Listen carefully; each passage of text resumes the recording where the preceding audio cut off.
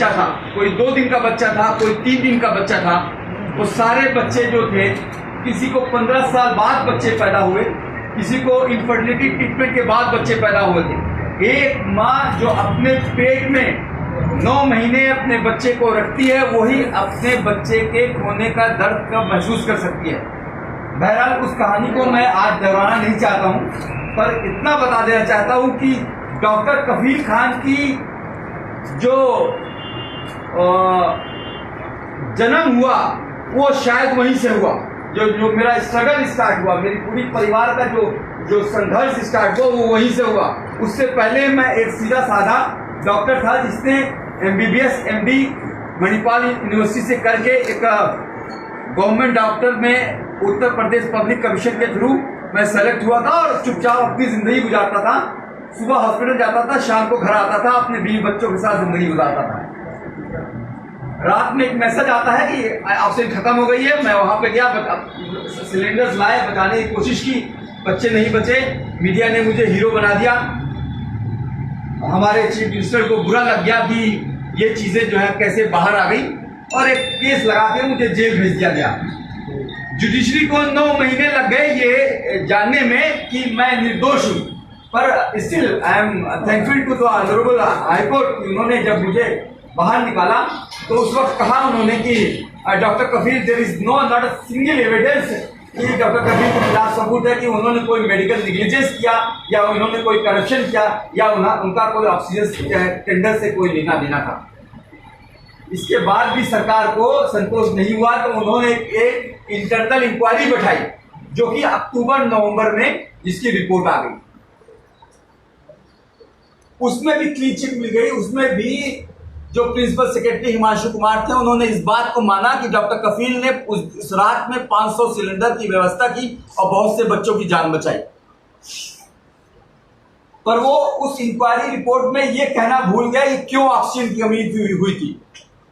इसीलिए जब भी मैं जहां भी जाता हूं तो ये क्वेश्चन मैं पूछता हूं कि अगर हाईकोर्ट ये कहता है कि doctor Kafeel is not a murderer, अगर आपकी इंटरनल इंक्वायरी रिपोर्ट कहती है कि doctor Kafeel is not a murderer, तो कोई कल्प्रिट है, real culprit. Who is the real culprit? यही क्वेश्चन पूछता हूं, और यही क्वेश्चन शायद हमारे आदरणीय गृहमंत्री को खटकता है। एक रिपोर्ट आई, एक बार जेल गया। उसके बाद बहराइच में एक बार 78 बच्चों की मौत हो गई थी। वहां पे मैं फैक्ट फाइंडिंग टीम के साथ गया था। वहां पे भी प्रेस कॉन्फ्रेंस करने से पहले ही सरकार ने मुझे जेल में भेज दिया। 2 महीना जेल में रहा और जेल से बाहर आया। और फिर ये एक मौका शायद खोजते रहे कि कैसे अब इसको रोका जाए, इस डॉक्टर कफील को क्यों कैसे रोका जाए, इस क्वेश्चन पूछने से या जो भी हो। धीरे धीरे लोगों ने पूरे ऑल ओवर इंडिया से मुझे लोगों से सपोर्ट मिलने लगा, प्यार मिलने लगा। लोग बुलाने लगे, केरल से बुलाने लगे, आसाम से बुलाने लगे, बिहार से बुलाने लगे, आपके राजस्थान से बुलाने लगे, मध्य प्रदेश से बुलाने लगे। हमने एक टीम बनाई डॉक्टरों की और हम लोग एक मेडिकल कैंप करने लगे। हमने रिकॉर्ड 2019 में रिकॉर्ड एक साल में 103 कैंप फ्री मेडिकल कैंप किए हैं, जिसमें 50,000 बच्चों को हमने फ्री में दवाएं दी हैं। फ्री कंसल्टेशन किया है, फ्री में दवाएं दी हैं। ये मैं काम कर रहा था चुपचाप। इसी बीच एक ऐसा बिल पास हुआ पार्लियामेंट में, आप सबको पता है, सिटीजनशिप अमेंडमेंट एक्ट आया 10 दिसंबर को, 12 दिसंबर को वो साइन हुआ था। सीए से मुझे, मैं as a doctor Kafeel, as a doctor होते हुए सीए से मुझे कोई प्रॉब्लम नहीं है। जैसे हमारे आदरणीय होम मिनिस्टर जी कहते हैं कि ये तो नागरिकता देने का कानून है, नागरिकता लेने का कानून नहीं है, तो इससे किसी को घबराना नहीं चाहिए। तो इससे मुझे भी कोई दिक्कत नहीं है। लेकिन जब ये बात कही जाती है कि क्रोनोलॉजी समझो, सीए के बाद एनपीआर आएगा, एनपीआर के बाद एनआरसी आएगा, तब मुझे दिक्कत होती है। मुझे दिक्कत इसलिए होती है कि मेरा डेमोक्रेटिक राइट, जो मेरा 4 पिलर ऑफ डेमोक्रेसी है, जो हमारे लिबर्टी और राइट टू इक्वलिटी की बात करता है, जस्टिस की बात करता है, स्वतंत्रता की बात करता है, आपके इंसाफ की बात करता है, उसको तोड़ने की कोशिश की जा रही है। इंसान को इंसान से बांटने की कोशिश की जा रही है धर्म के नाम पे। इससे मुझे दिक्कत होती है। इसीलिए मैं अलीगढ़ गया था और अलीगढ़ में मैंने स्पीच दी थी।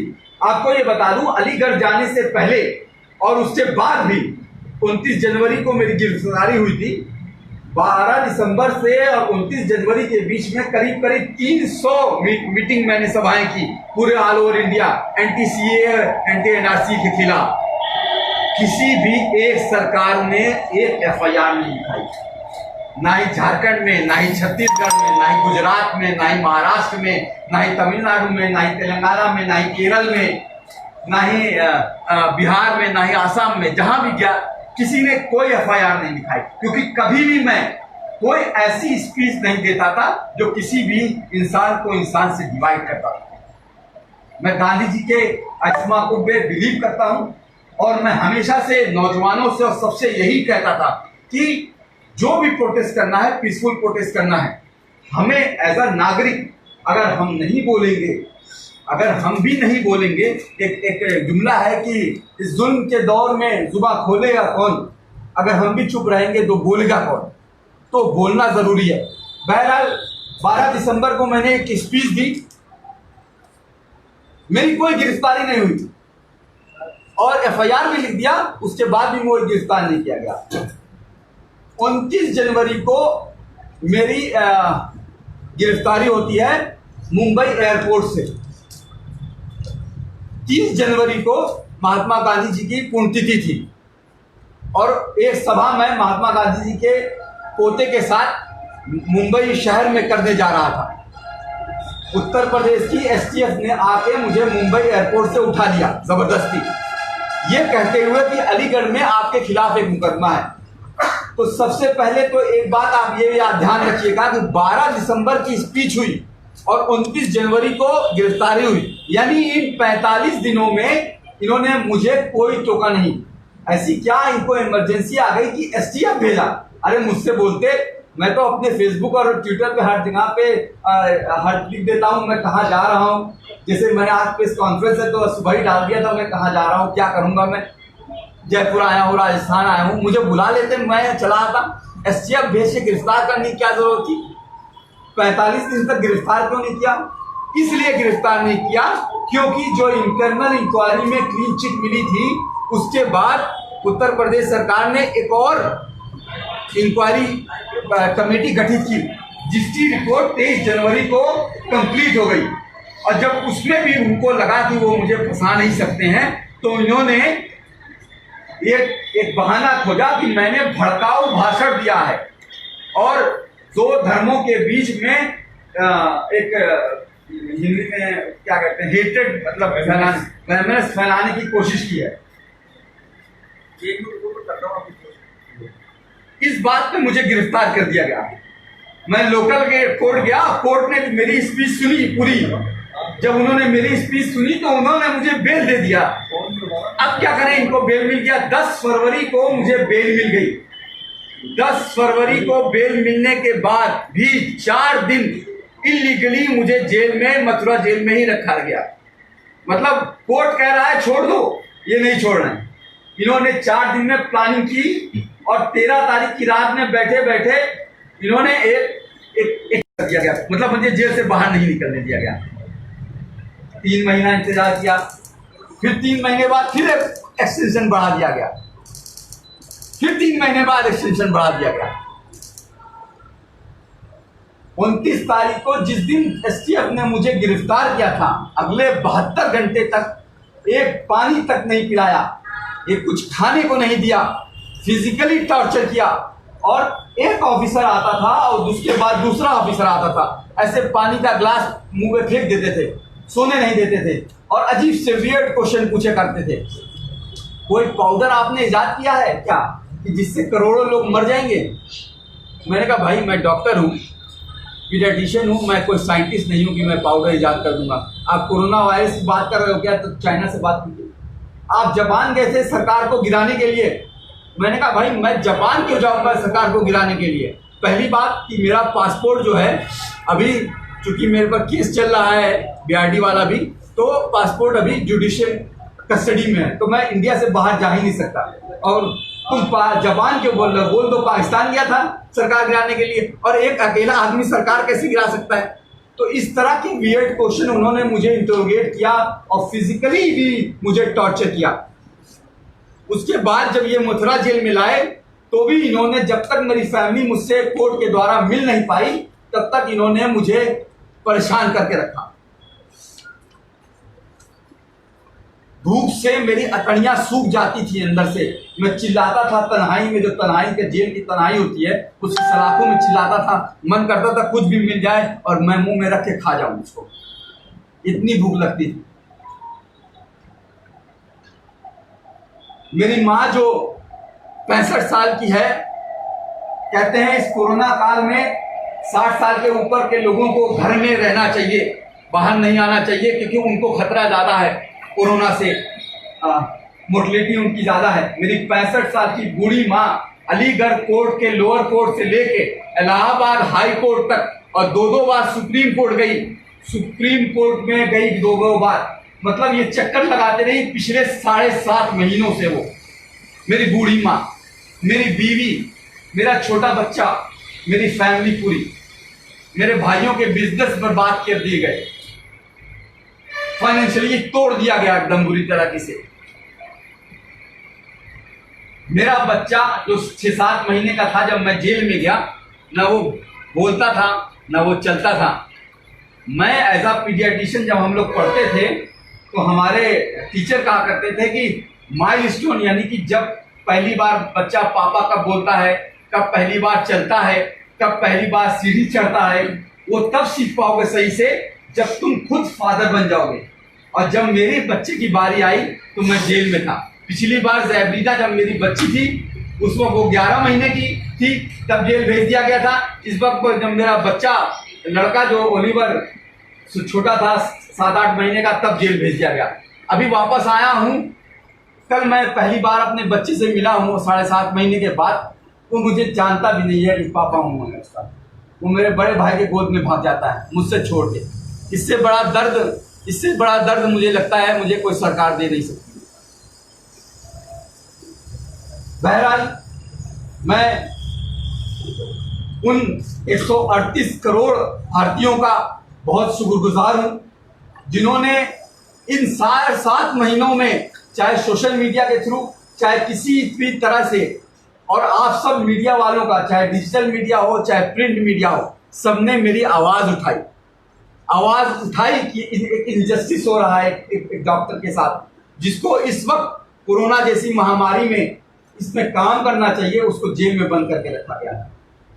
मैं जुडिशरी के honourable chief justice supreme court का भी धन्यवाद दूंगा, जिन्होंने 11 अगस्त 2020 में ऑर्डर किया कि 15 दिन के अंदर सुनवाई कंप्लीट करो हाई कोर्ट से, और इसलिए कहा कि फ्रीडम ऑफ स्पीच है, ये आर्टिकल 21 में हमें कॉन्स्टिट्यूशन से अधिकार मिला हुआ है, उसको बोलने का डॉक्टर को अधिकार है, उसको जेल में क्यों रखा गया है? ऑर्डर में लिखा उन्होंने सुप्रीम कोर्ट ने। तो तब जाके सुनवाई रियली स्टार्ट हुई हाई कोर्ट में, वरना इससे पहले हाई कोर्ट में हम लोगों ने जब दाखिल किया था, हम लोग हाई कोर्ट जो है 18 मार्च को ही पहुंच गए थे। हाई कोर्ट डेट पे डेट देता रहा, और इस बार चीफ जस्टिस ने खुद फाइल अपने पास रखी, और एक 45 पन्नों का ये ऑर्डर मैं आप सबको दूंगा। एक 45 पन्नों का एक ऑर्डर उन्होंने दिया है, जो एक इतिहास बनेगा कि किसी और निर्दोष के ऊपर जो है एनएसए ना लगाया जाए।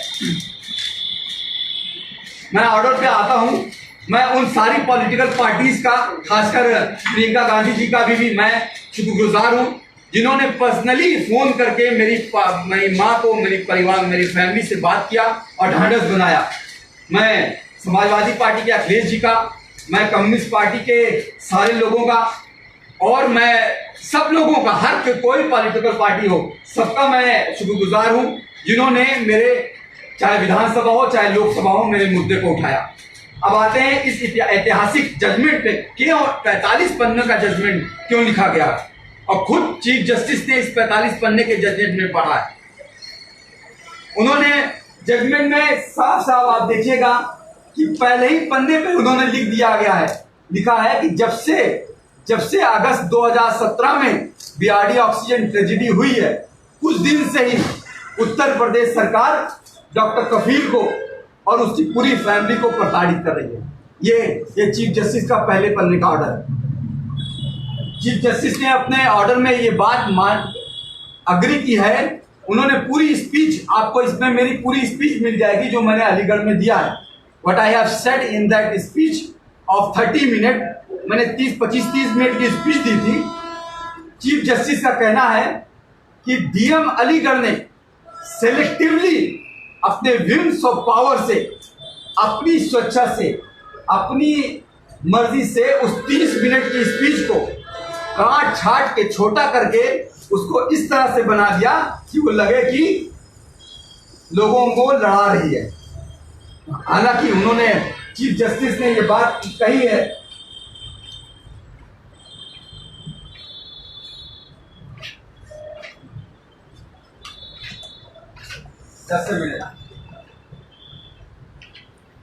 चीफ जस्टिस ने इस बात कही है कि instead of hatred and violence, not a iota of anything is indicated in that whole speech which indicates of hatred and violence.